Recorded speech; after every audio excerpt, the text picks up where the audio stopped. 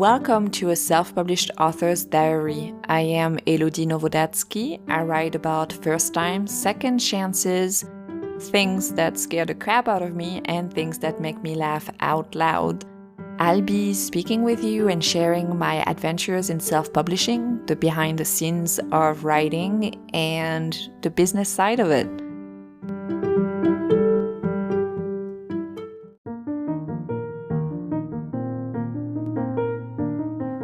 And before we get started today, a small message from our sponsor, Anchor. Thanks for listening. Hello, it is November 4th, Thursday, and when I'm recording this, it's 2 p.m.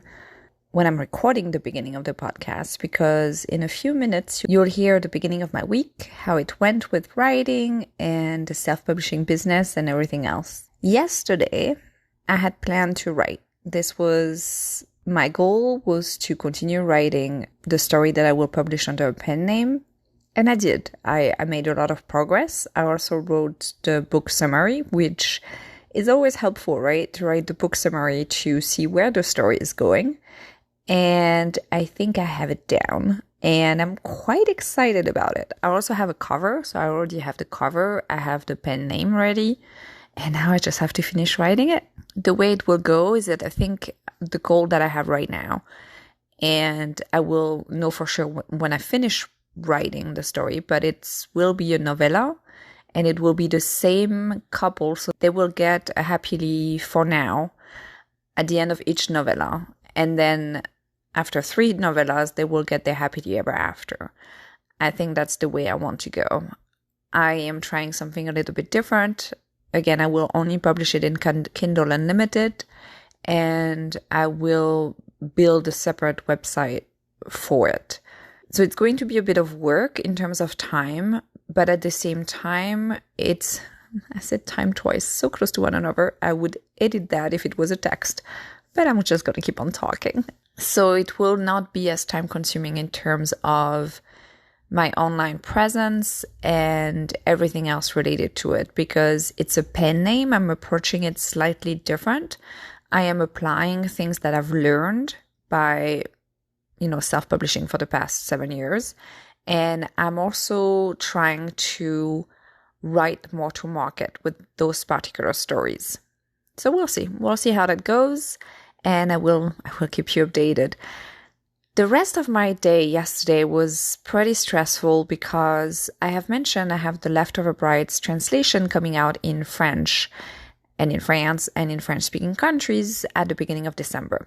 I had to postpone it to now mid-December because basically I received feedback from my literary translator who was doing the proofreading of the text that the text was definitely not ready to be published as it was. So what I had mentioned that in a previous episode, is that I had done a machine translation for that machine. And when I say machine translated, it's not Google translation. It's a software that the text already has a certain quality that still needs a lot of work. Again, don't get me wrong. I don't think a machine translation can do the work of a literary translator, which is why I had hired somebody. So basically the workflow for that translation was machine translated text that was supposed to be the support for. So the workflow was that machine translated text as support, followed by a translator who was going to edit the text, in some cases heavily edit the text to be able to capture the voice and everything else, just use the translation as a support. And then third in that workflow was the literary translator proofreading the work of the translator who had edited the text. And then after that, step 4 would then be putting out the book for sale. So in that workflow, I was at 3. The text had been heavily edited by a translator whom I had hired for the task. And it was getting proofread by my literary translator who I work with a lot, who was not available for the job of editing and who also was not available to translate it from scratch if I had done the translation from scratch. She was just not available for it. She's super busy because she's amazing. She had agreed to reread the text that would have been edited by the translator for a last proofread. And that's when her comments were like, no, the text is not ready. Cue panic. And I checked the text as she was working on it, but I did not check it super carefully. I guess, trusted the process and figured, okay, what I'm reading it's actually pretty good. And yeah, I just thought it was going to work. I should have been way more careful when rereading the text, and also maybe not use at all the machine translation as a first, as a support, because that's what it was supposed to be. It was not supposed to be the end product, and it's not, but it was supposed to be a support. Basically, for me, the text, that was already available was kind of like a first draft, something that you revise and make shine. And without a first draft as a writer, it's much harder, right, to make words shine. So in my mind, this is how I was looking at it. But maybe for a translator, and I was just talking about that with friends, with a translator, maybe the blank page is what they need in order to do the art of translation. So maybe this could be one of the issues when some translators do not want to work on a text that has already been either translated before or translated by a machine. Maybe it's harder to then revise it than it would be to create it from scratch. Even though as writers, for me, I was looking at it as, hey, it's a first draft, and it's much easier for me to work with a first draft, but I'm the one who wrote the first draft, right? So maybe this is the difference. My literary translator, she made me laugh because she actually mentioned, she's like, oh yeah, you could give it a try, like to do it myself. I can't myself reread it and make it shine. I was just thinking, yeah, I had checked the text, granted not carefully, but still I had checked like a few sentences, and those sentences in like 1 or 2 chapters, like I had checked some things and it seemed okay. And clearly the translator who had worked on the text, she was not bad, like in the sense that what she gave me was not bad in terms of text. It was just not up to what it should be in terms of publication. So I was kind of like, well, I've lived now about 20 years, like half my life almost, out of France. I work in English. I have worked in English pretty much my entire working career. I have studied in the United States and in Germany. And yes, I studied in France too, but when I was like in my early 20s. So, yesterday. So it's not that. And I just spent 2 weeks in France. I was very lucky that I was able to go back to France right now for 2 weeks and see my family. A lot of them I had not seen in 4 years due to treatments and COVID and lots of things. So, I speak French. I can write in French. I understand French.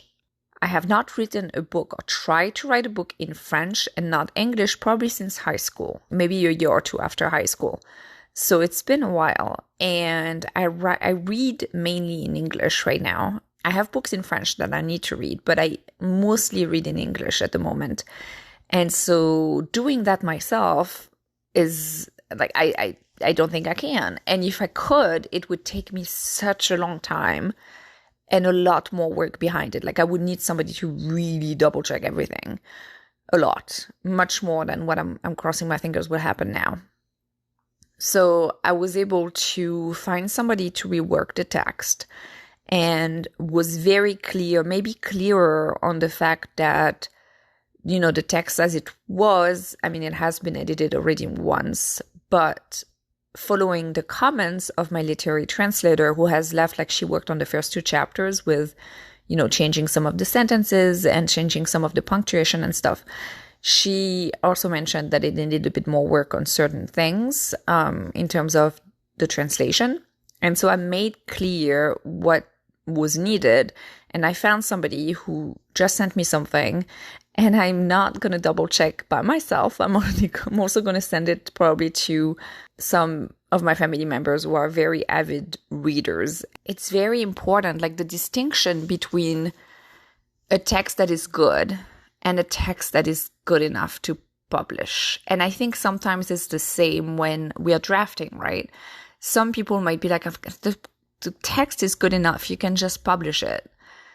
But as writers, sometimes we know that no, the text still needs some work. Like it doesn't, the voice isn't really where it should be and everything. Like, for example, when I published The Leftover Bride, I did one last round of revision, right? Well, before that last round of revision, the book, I think, would have been okay to publish in the sense that it was good. The story was already very good. And the writing, I think, was already really, really good. But I knew it could be better. And that's why I did that one last round of revision where I made really, really, really everything shine as much as possible. And then when it went through proofreading, the only thing that came about were very tiny things and just a lot of comments basically saying that the book was definitely ready. When it comes to translation, I know that the manuscript that I got back from that first translator who edited is not awful. It's not an awful text. It's good already, I think. But I know from my literary translator that it's definitely not up to par for the work that I usually publish. And it's definitely not up to par for the quality that I want to put out in any language. So yesterday was a lot of stress and lesson learned. That's what I told my literary translator. I was kind of like, I'm never doing this way again. Again, all I can say is lesson learned. Either I would have needed to spend way more time with the text, as, she sent me some things like some milestones, which I didn't do. I did for the first one, but I didn't catch everything. And in addition, I would have needed to send it to somebody who was either a literary translator instead of just me and double check. And then I would have caught the mismatch of expectations earlier. So definitely not, I'm not blaming the translator as much as I'm blaming myself for this one, because as I said, the document, the first round, the editing of the text wasn't the worst. But if I had not gotten my regular literary translator to proof it, would I have known it? I don't know, but I'm glad that I did that extra check, and I'm so grateful for my translator to, first of all, work super fast on the first 2 chapters so that she could let me know right away that, it needed more work in different areas. And 2, that enabled me to find somebody who is able to do that work so that when the time comes in mid-December, I can publish the book and be happy with the product that's coming out, especially because I also have quite a bit of pre-orders for that one. And yeah, I guess I can add that to one of my self-publishing mistake. And again, just learn from it and continue to do the translations the way that I've always done my translation, which is from scratch by a literary translator, and not try to cut corners, because there are also a few literary translators, who will not touch document that has been translated by a machine. And that's my lesson for anybody who's listening, unless, of course, you are also yourself a literary translator or a writer in the target language that you are translating, which I'm not. And yeah, for my ego is also kind of a little scratch, let's just say, because the fact that I did not necessarily realize, even if I had not spent as much time as I should have on the text, I did reread a couple of pages and did not notice as many things as my literary translator Noted. So I clearly need to read more in French as well. And when my husband is listening right now, he's probably shaking his head. Or nodding his head, I should say, in agreement. Oh, and I know November is NaNoWriMo month, National Novel Writing Month, and I have tried to join in the past. I love the enthusiasm of NaNoWriMo. I think it's wonderful, and keeping updating and doing the check-ins and getting this rush of excitement about putting words on the paper. And I'm not doing NaNoWriMo this year. I am, however, planning on finishing this novella, and I am also reorganizing some of my work schedule because of the coding course that I'm taking. So I am trying to see what works best in terms of writing. And as mentioned, this week I wrote a lot yesterday, so I spent a few hours writing. And Monday and Tuesday, I spent hours thinking about writing. But it's going to be interesting for me to see how I can find the best time to put words on the page, as I'm still outlining Sweets for Love and Miss Me, Miss Me Not, and drafting that novella and doing everything else, meaning the formatting of a bilingual novel and the publication of the French version of The Leftover Bride. And I just updated The Leftover Bride. I did put The Leftover Bride on Netgalley with Victory Editing. I will add, so it's a co-op for Netgalley, so I pay less per month. I'm only doing one title in 1 month. I will add the link to the co-op if you're interested in this show's description. And yeah, so I mean, I've got quite a few things on my plate, being when it comes to writing, when it comes to self-publishing, when it comes to the business side of being an indie author and trying to find marketing and taking care of the translation and. However, as I've mentioned in the past, writing is also something that I love doing. So not only do I want to publish new books, and for that I need to write them, but writing needs to be part of my schedule for myself. So this is something I need to figure out. It was this week, you'll notice, was maybe also a bit harder because I was coming back from holidays, and so I had a few things or additional things to do in order to be able to write. But the excitement about writing yesterday, words were flying and I was having a lot of fun. Even though writing is hard and revising is hard and publishing is hard, and it's still it's still something that I love doing, and it's something that is very important for me. So yeah, I'm looking forward to seeing how I can best organize my time and make sure that I write almost every day, but also have one long session, I think, to 2 long sessions a week where I can write for several hours and, do everything else, not think about the business side of it and not think about everything else that I have on my plate, because yesterday morning was just fun. It was a lot of fun. So, which is always nice to have those sessions, those fun sessions of writing. So yeah. So for the rest of this episode, I will be sharing with you some updates daily. So it's actually things that I have recorded in the past few days. Good morning. It's Monday, November 1st, and it's 7:20 a.m. here in Maryland. I am back after a 2 weeks break from writing, as I was visiting my family in France for the first time in 4 years. And yeah, it was amazing. And now today, as I am stepping back into work, I am also stepping back into writing. And I've mentioned before that when it comes to writing, the way it works best for me, and again, everybody has different ways of writing. It's just I think every writer has their own process and what works best for them. And for me, I had noticed that writing almost every day really helps me, stay in the story that I'm writing, And so it helps, I think, my voice in the writing process, like my writer's voice in the writing process.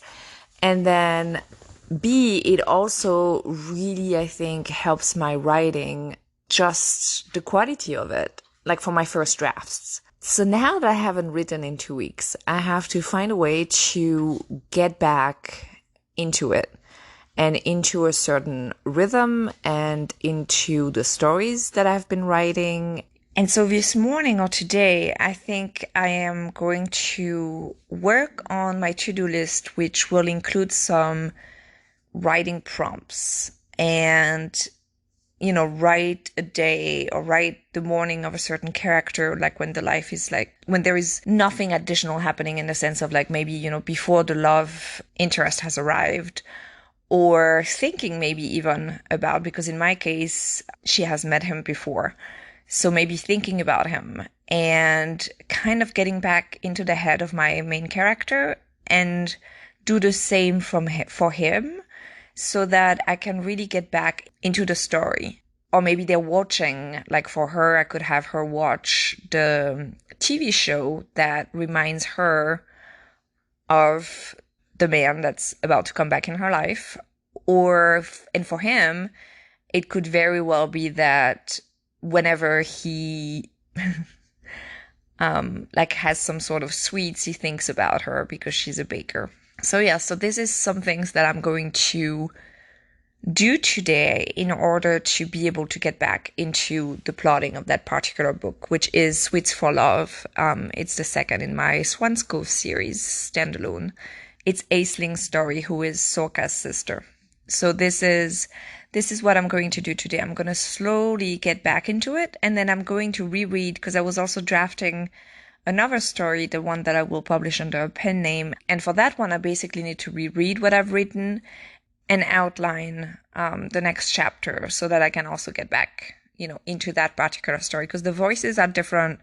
The stories are, of course, different. So there's quite a few things I need to do today in order to get back into writing, get back into those stories that I really want to tell. So it's going, I think, to be interesting, because I don't do a lot of prompt work when I outline. Like I sometimes do like they're looking at a certain object, and then how do they describe the same object too? And I've just done that for actually Sweets for Love before I left on my holidays. But it's interesting. It's going to be an interesting process. And otherwise, I am going to be working on a bilingual novel. I still need to put some bilingual audiobook up. There had been a few issues with the opening credits that Findaway Voices said was not matching the metadata, so I have to look into that. So that's what I'm going to be doing today. And then, of course, I'm going back into also my coding course, which I am very excited about. Good morning. It's Tuesday, November 2nd. It is 7:15 a.m. in Maryland. And a little update from yesterday. So I ended up spending an hour fixing the sound on my computer. So this was something that I needed for my coding class. I needed to listen to a video, and I couldn't because I updated. I think maybe it was because I updated to Windows 11. I'm not sure, but there was another update, and prior to that update, basically I could not get my sound to work. There were no drivers visible, like no sound drivers visible that needed to be updated. I went onto the Lenovo site, and there was only like information about Windows 10. Anyhow, long story short, that took me an hour, which was not planned in terms of my writing schedule. So I basically yesterday did a little bit of formatting. I thought about my story, and actually when I was talking to you yesterday about that exercise of my two main characters, a lot of the time when I had, I just thought about it. So it's in the back of my mind. Not on paper yet, but in the back of my mind. I also am working on the French translation of The Leftover Bride. One of my translators who mentioned she would be available to reread the book and see if she's still available. And if she's no longer available, to then put it up as a job on Upwork for somebody to reread the French translation one more time. And yeah, it's the dog just finished eating. So if you're hearing some noises in the background, that's him coming to see what I'm doing. And then today I will continue also formatting the one dream only. It's actually the Portuguese-French edition. That's the plan. And then I will also write and do that exercise. And now I need to go because my dog is currently letting me know by pawing at the door that he really wants to go out. Another thing I have on my to-do list today is to add the Leftover Bride on NetGalley.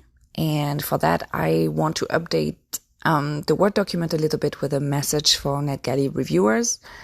So I need to do that. And yesterday, I contacted some French audiobook narrators to see the interest a little bit about working with maybe somebody on the rest of my Gathered CD series in French for the audiobooks. And yeah, so I need to do some follow-ups, and I need to do the planning for the marketing and then the advertisement for the Leftover Bride starting mid-November, like prior to Thanksgiving, up until the entire month of December.